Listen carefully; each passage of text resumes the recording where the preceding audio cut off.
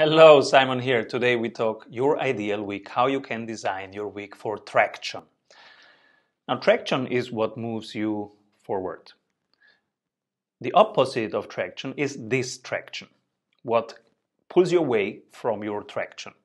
Now, some people say, yeah, I got distracted on YouTube. But distracted from what? You cannot be distracted from something before you defined what your traction is in the first place. So here we're going to define what is your traction. And you know that in the work task, there are some reactive tasks where you just react to clients, to something that breaks, to a bug that you have to repair. And then there are more of creative tasks where you build something from end to finish and then you ship it.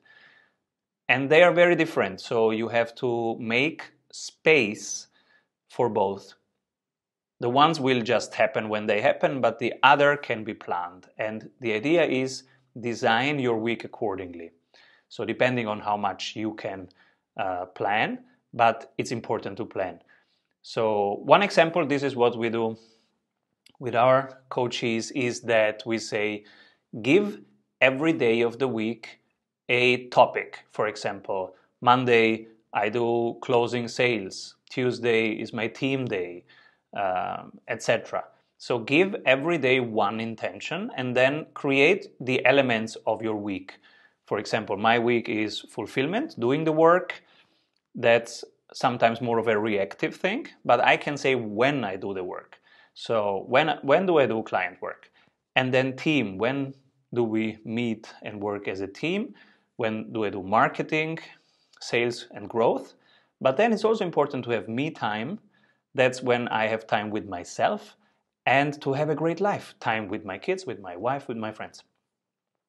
I added two things that are important for my productivity system. My top 3 tasks of the day. This is where I inoculate for creative tasks. This is when I do the opposite of reactive work. And then there is a project list. So I always have my project list and I review that to be updated. And one example, when I created my company strategy sprints, my first year was basically fulfillment. And then I had to fight for team time and to review my projects.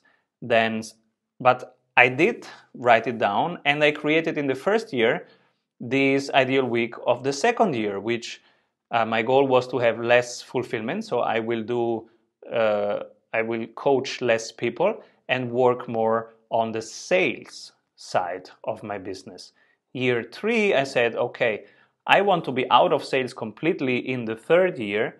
So I will do more growth activities, more top 3 activities, but I'm out of fulfillment completely from next month. So I had no red anymore. I was out of fulfillment. And this is now my week.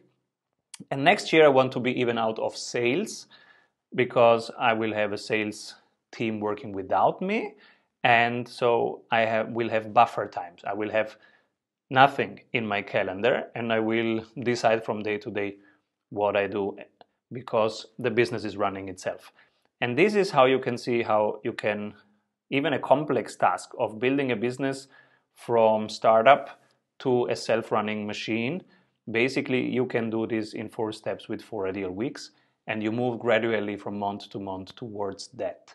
So I hope this helps you to see how impactful this can be. So define your elements, give every day an intention and start fetching out your ideal week in 6 months and your ideal week in 12 months.